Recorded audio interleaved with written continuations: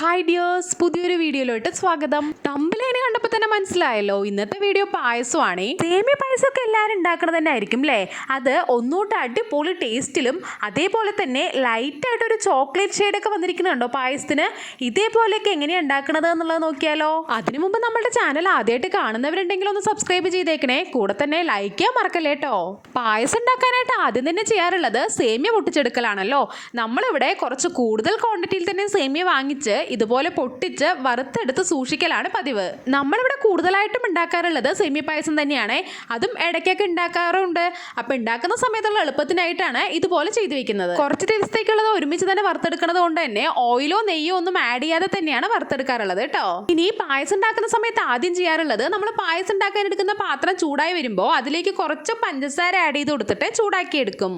പഞ്ചസാര മെൽറ്റായി ഇതുപോലെ തന്നെ കളർ ചേഞ്ച് ആയി വരുന്നവരിക്കും ലോ ഫ്ലെയിമിൽ ഇട്ടിട്ട് ഇളക്കി കൊടുത്തോണ്ട് തന്നെ ഇരിക്കണേ, അല്ലെങ്കിൽ അത് കരിഞ്ഞു പോകാനുള്ള ചാൻസ് ഉണ്ട്.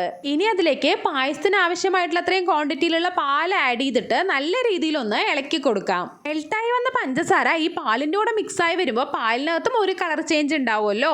ഈ കളറാണ് നമ്മുടെ പായസത്തിനും ലൈറ്റായിട്ടൊരു ചോക്ലേറ്റ് കളർ നൽകണത്. നമ്മളിന്ന് ഏകദേശം 2 പിടി അളവിലാണ് പായസത്തിനായിട്ട് സേമിയ എടുത്തിരിക്കുന്നത്. അതുകൊണ്ട് തന്നെ 2 പാക്കറ്റ് പാലാണ് കേട്ടോ എടുത്തിരിക്കുന്നത്. അതായത് 1 ലിറ്റർ പാല്. പാലൊഴിച്ചു കൊടുത്ത് നന്നായി തിളച്ച് വന്നു. കൂട്ടത്തിൽ തന്നെ പാലിൻ്റെ കളറും ചേഞ്ചായി വന്നിട്ടുണ്ട്. ഇനി അതിലേക്ക് ആഡ് ചെയ്ത് കൊടുക്കുന്നത് ജൗവരിയാണ്. ജൗവരി നമ്മളിപ്പോൾ എടുത്തിരിക്കുന്നത് 1 പിടി അളവിലാണ് കേട്ടോ. അതായത് സേമിയ എടുക്കുന്നതിൻ്റെ നേർ പകുതി അളവിൽ. അതിനെ നല്ല രീതിയിലൊന്ന് കഴുകിയിട്ടാണ് പാലിലേക്ക് ആഡ് ചെയ്തത്. അതിൻ്റെ കൂടെ തന്നെ സേമിയ വറുത്തത് കൂടെ ആഡ് ചെയ്ത് കൊടുക്കുന്നുണ്ട്. ജൗവരിയും സേമിയൊക്കെ പാലിൽ തന്നെ തിളച്ച് വെന്ത് വരുന്നത് വരേക്കും ഇളക്കി കൊടുത്തുകൊണ്ടിരിക്കാറുണ്ട്. അല്ലെങ്കിൽ അത് അടിപിടിച്ച് പോകാനുള്ള സാധ്യതയുണ്ടല്ലോ. ഏകദേശം ഒരു 3/4 വേവ് ആകുമ്പോൾ തന്നെ പായസത്തിന്റെ മധുരത്തിന് വേണ്ടത്രയും ക്വാണ്ടിറ്റിയിലുള്ള പഞ്ചസാര കൂടെ ആഡ് ചെയ്ത് കൊടുക്കാറുണ്ട്. നമ്മൾ പഞ്ചസാര മെൽറ്റ് ചെയ്തതിന് ശേഷം പാൽ ആഡ് ചെയ്തതുകൊണ്ട് തന്നെ പായസത്തിന് ഒരു ലൈറ്റ് ചോക്ലേറ്റ് ഷെയ്ഡ് ഉണ്ടായിരുന്നേ. ഈ ക്യാമറയിൽ അത് കറക്റ്റായിട്ട് അറിയാത്തതുകൊണ്ടാണ്. ജൗവരിയും സേമിയൊക്കെ വെന്ത് പായസം ആവശ്യത്തിന് കുറുകി വരുമ്പോൾ ഇനി അതിലേക്ക് ആഡ് ചെയ്ത് കൊടുക്കാറുള്ളത് ഏലക്ക പൊടിയാണ്. ഞാൻ നേരത്തെ പറഞ്ഞിരുന്നല്ലോ, പായസം നമ്മളിവിടെ ഇടയ്ക്കൊക്കെ ഉണ്ടാക്കാറുള്ളത് കൊണ്ട് തന്നെ ഏലക്കയും പഞ്ചസാരയും കൂടെ കുറച്ച് കൂടുതൽ ക്വാണ്ടിറ്റിയിൽ തന്നെ പൊടിച്ച് സൂക്ഷിക്കലാണ് പതിവ്. അതുകൊണ്ട് തന്നെ നമ്മൾ ഇടയ്ക്കൊക്കെ പായസം ഉണ്ടാക്കുന്ന സമയത്ത് എളുപ്പത്തിൽ തന്നെ ഉണ്ടാക്കി കഴിയുകയും ചെയ്യും. ഇതൂടെ ആഡ് ചെയ്ത് കഴിഞ്ഞാൽ പിന്നെ സേമിയ പായസത്തിന്റെ മെയിൻ സംഭവം ഈ അണ്ടിപ്പരിപ്പും മുന്തിരിയും തന്നെയാണല്ലോ. സേമിയ വറുക്കുന്ന സമയത്ത് നെയ്യോ എണ്ണയോ ഒന്നും ആഡ് ചെയ്യാതെ തന്നെയാണ് നമ്മൾ വറുക്കാറുള്ളത്. കാരണം കുറച്ച് ദിവസത്തേക്കുള്ളത് ഒരുമിച്ച് വറുത്തെടുക്കലാണല്ലോ.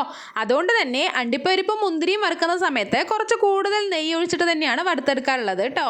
നമ്മൾ ജൗവരി കൂടെ ആഡ് ചെയ്തിട്ടാണല്ലോ പായസം ഉണ്ടാക്കിയിരിക്കുന്നത്.